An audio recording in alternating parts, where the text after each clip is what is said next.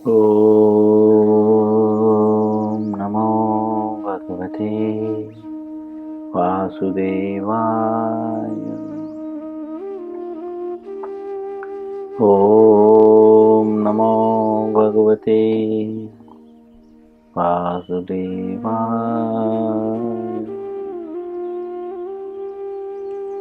ॐ नमो भगवते वासुदेवाय।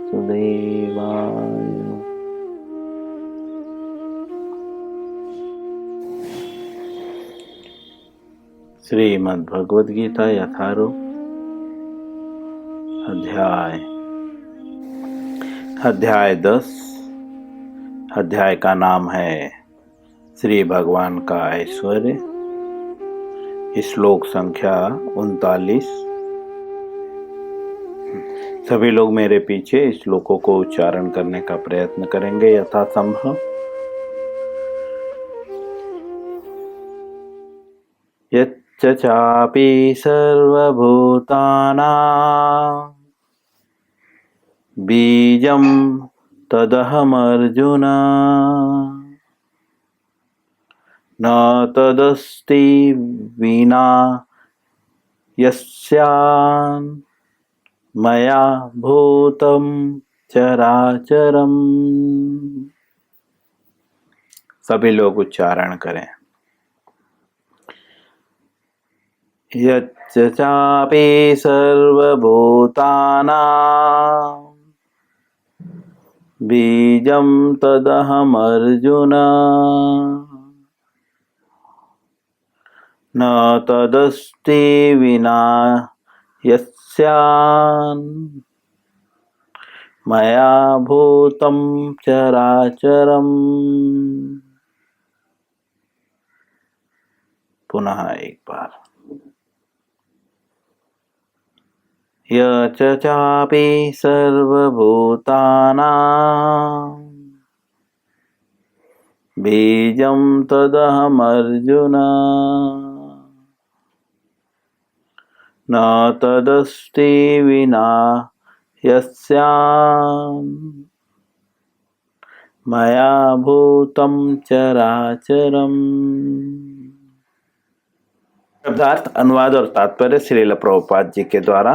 शब्दार्थ: यत् अर्थात जो, च अर्थात भी,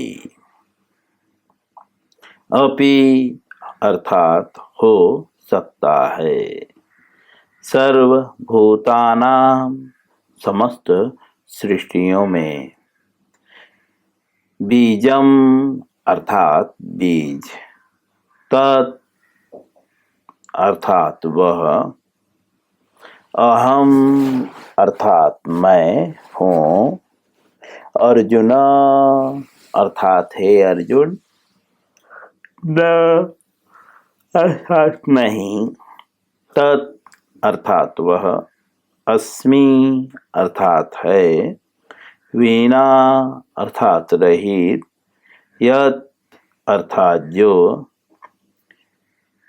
स्यात् अर्थात हो, मया अर्थात मुझसे, भूतम अर्थात जीव, चर अचरम अर्थात जगम तथा जड़।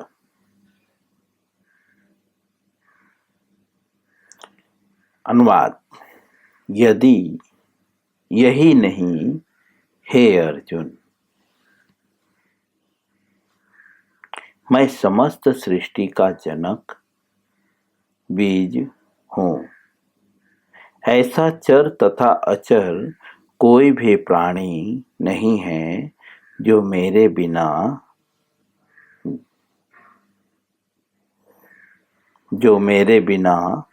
रह सके।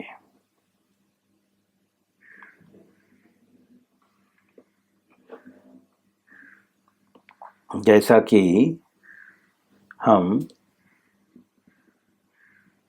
पढ़ रहे थे इस श्लोक के पूर्व अन्य श्लोकों में कि भगवान हर जगह पर यह बता रहे हैं, मैं ये हूँ, मैं वो हूँ, ठीक है, इसमें मैं ये हूँ, उसमें मैं वो हूँ। इसका रीजन ये था कि अर्जुन ने भगवान से पूछा था कि हे प्रभु, मैं किस तरह से आपका निरंतर चिंतन करूं, क्योंकि एक भौतिकवादी व्यक्ति जो है वो एक ही व्यक्ति का या एक ही वस्तु का निरंतर चिंतन नहीं कर सकता, भटकता है उसका मन। एक ही टेस्ट हमेशा नहीं खा सकता, है ना। एक ही कार्य निरंतर नहीं कर सकता।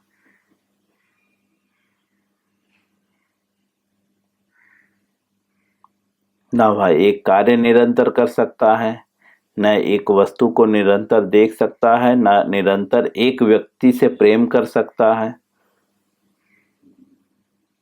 ना। हम देखते हैं, हम अपने जीवन में एक समय ऐसा था कि हम बोले हैं कि हे माता, आपसे मैं बहुत प्रेम करता हूं, लेकिन कुछ समय वही माता जो है हमें कष्टदायी लगने लगती है।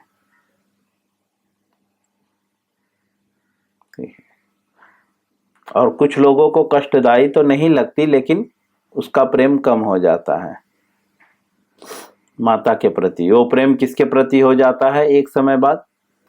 पत्नी के प्रति। कुछ दिन पत्नी भी अच्छी लगती है, उसके बाद वह प्रेम डाइवर्ट होकर बच्चे पे चले जाता है। कुछ दिन बच्चा भी अच्छा लगता है, लेकिन फिर वह प्रेम बच्चे के बच्चे पे चले जाता है।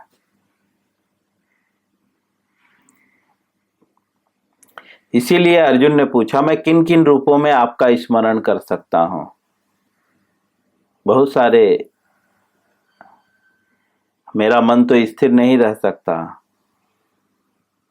अगर मैं इस वस्तु को देखूं तो कैसे स्मरण करूं कि आप हैं? तो भगवान बताते हैं कि अगर आप इन्हें देखें तो ये समझें कि इसमें मैं ये हूं। जैसा कि पिछले श्लोक में और भी ऐसे कई श्लोकों में, तो यहाँ पे भगवान एक बात पर बहुत बल देते हुए कह रहे हैं कि यही नहीं अर्जुन, मतलब जैसा कि पीछे कहा है उन्होंने कि दमन करने वालों में मैं दंड हूं, और विजयी जो है, जो विजय की आकांक्षा करता है उसके लिए मैं नीति हूं, रहस्यों में मैं मौन हूं। मौन सबसे बड़ा रहस्य है। और बुद्धिमानों में मैं ज्ञान हूं, क्योंकि बिना ज्ञान के बुद्धि हो ही नहीं सकती। लेकिन ज्ञान क्या है? तो श्रील प्रभुपाद जी स्पष्ट रूप से कहते हैं, पदार्थ और आत्मा के अंतर को ज्ञान कहते हैं। अब इस श्लोक में बोलते, यही नहीं अर्जुन, मैं समस्त सृष्टि का जनक बीज हूं। बीज का मतलब समझते हैं? किसी वृक्ष को बिना बीज के नहीं उगाया जा सकता, अर्थात बिना कृष्ण के सृष्टि संभव ही नहीं है ना। आम की गुठली, जैसे आम का बीज क्या है? गुठली। तो जब तक गुठली लगाएंगे नहीं, या बिना गुठली के आम का पेड़ उग सकता है? संभव नहीं है। उसी प्रकार भगवान यहां पे बोल रहे हैं, मैं समस्त सृष्टि का बीज हूं।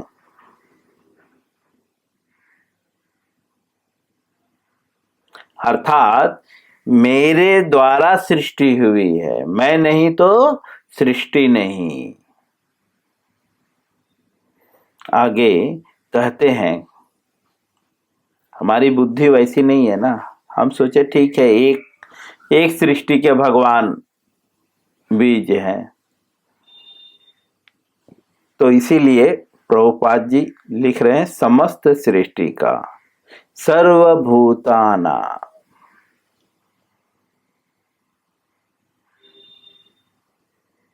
समस्त सृष्टि का।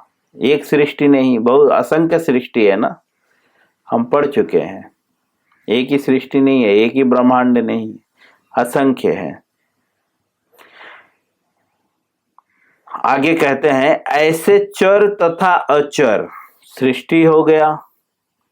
तो मन में आया कि ठीक है, जो हो सकता है सिर्फ मनुष्य को ब्रिज हो, बोलते नहीं, चर तथा अचर कोई भी प्राणी मेरे बिना जो है, ऐसा चर तथा अचर प्राणी भी, कोई भी प्राणी नहीं है जो मेरे बिना रह सके। भगवान के बिना कोई भी प्राणी नहीं रह सकता। अगर प्राणी है, प्राणी अर्थात जिसमें प्राण है, ऐसा प्राणी जो है, कोई भी जो है भगवान के बिना नहीं रह सकता।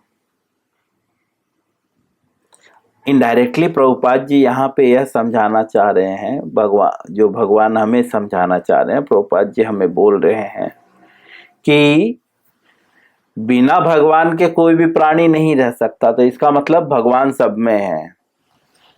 तो एक भक्त को क्या देखना चाहिए? प्रत्येक में भगवान को देखना चाहिए।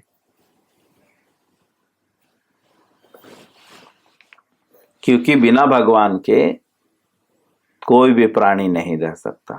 अगर हमारे हृदय में परमात्मा नहीं है तो शरीर जो है निष्क्रिय हो जाएगा, प्राण रहते हुए भी।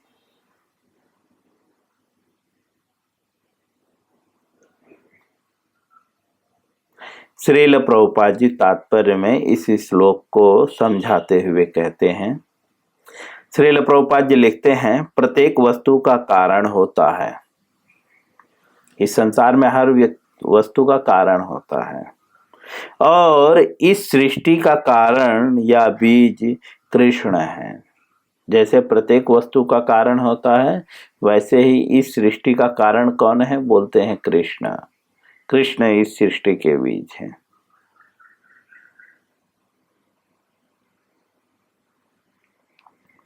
कृष्ण की शक्ति के बिना कुछ भी नहीं रह सकता। अतः उन्हें सर्वशक्तिमान कहा जाता है। इसीलिए जो है भगवान को सर्वशक्तिमान कहा जाता है।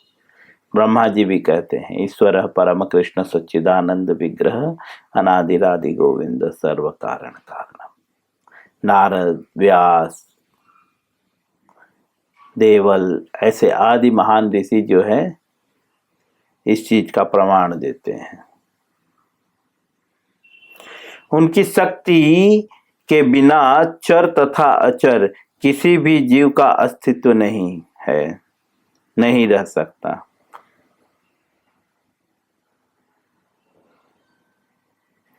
भगवान की शक्ति के बिना जो है किसी भी जीव का जो है अस्तित्व नहीं रह सकता, चाहे वो चर हो या अचर हो। चर मतलब इधर उधर घूम सकने वाला, मोमेंट, जिसमें मोमेंट हो, और अचर मतलब जिसमें मोमेंट ना हो, जैसे पेड़, वनस्पति, इन सारी चीजें।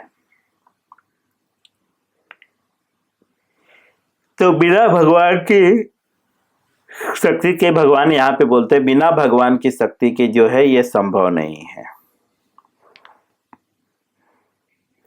जो कृष्ण की शक्ति पर आधारित नहीं है वह माया है। माया क्या है? जो भगवान की शक्ति पर आधारित नहीं है, अर्थात वह जो नहीं है। माया क्या है? जो नहीं है वह माया है। क्या नहीं है?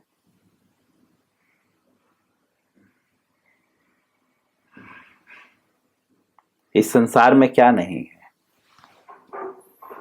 जीव इस संसार का ही नहीं है, है ना? और जीव इस संसार का न होने के कारण जीव स्वयं को इस संसार का माने प्रभुपाद जी बोलते हैं यही माया है। हम क्या सोचते हैं? हम इस संसार के हैं। प्रभुपाद जी बोलते हैं यही माया है। माया क्या है? जो कृष्ण का नहीं है वह माया है, या जो श्री कृष्ण के शक्ति पर आधारित नहीं है वही माया है। इस प्रकार से श्रील प्रभुपाद जी जो है भगवद गीता के जो है